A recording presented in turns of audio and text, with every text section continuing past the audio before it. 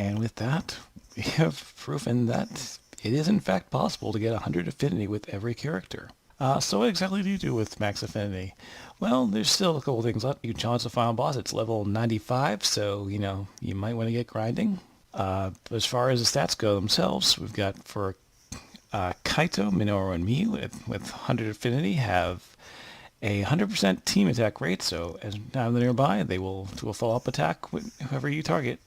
Aoi has 100% support, so anytime uh, after you use a move, you will get a little bit of HP and SP restoration from her.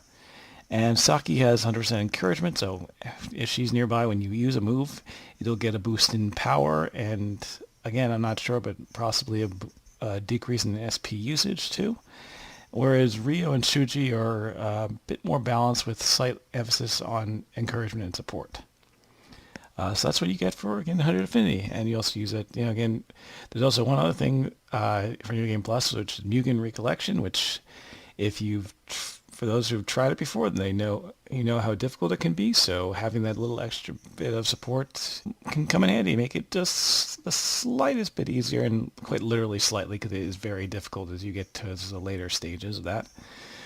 But anyway, that's it for that run. Now, is this the end all be all? Is there any variation? Yes, there are technically many different changes you can make to this run that'll still end up with the same result of 100 affinity for everyone.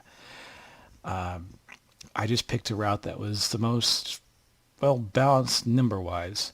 But no, as I was coming up for this run myself, I found out there are a lot of different changes you could make at different points of the story, depending on whose affinity you want to boost. The only exception was Miyu, because I found out, while there are ways to give her more affinity, it comes at the cost of someone else's affinity, and they would not be able to get to 100 if you did so.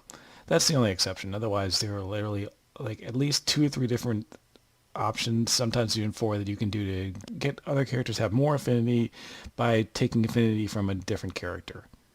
So you can mix and match any way you want. So feel free to experiment if you decide to try this. Now we'll just, before I close out here, I'd just like to acknowledge a few other online users that I would use their material for reference. So first I have a Max Affinity guide from Khaled. Apologies if I didn't pronounce that correctly. It's entitled Digimon Survive, How to Get Max Affinity with All Characters, True Ending Only. Admittedly, it doesn't only go up to chapter 11, though they do have, their social media page, I forget where it is located, they have done some follow-up, but the guide itself that I used only went up to chapter 11, and there were admittedly a few conversations that were missing. I think Saki and Aoi in chapter 3, where we blame Minoru for bothering them, and then Kaito in chapter 4 in the amusement park, although I think that one's actually mandatory to the story, so that might just been not included. It was written earlier this early August, so it makes sense there's things were refined since then. Anyway, the next one I want to call attention to is the Neoseeker walkthrough by Vinheim on for Digimon Survive. I actually used that in my brain playthrough, actually, when I was just playing through the free action, because I got through one playthrough, I'm like, okay, we'll use this to see what events can you do at what different times, and that helped in the long run when I was planning to creating a route for this that you guys just finished watching. And on that same note, actually, I also followed the YouTube guides, the 100 affinity choices by a YouTube user named JackieChan3. When I was planning routes for this, I did look at a few of the videos just to make sure that I didn't miss any events, because it is possible, unless you know, again, what every single event is, and when you can talk to who, and so on and so forth, there is a chance you'll miss at least 1 or 2. So I did use that for reference, but to make sure, when I'm playing the order route, because I had to, again, make a written guide before I could actually make the video guide that you just watched, and just have that as a reference point to say, okay, is this event here, and so on and so forth. And there are a few times where, certain events I couldn't find, because or might have missed one, or like it was in a different order or what have you.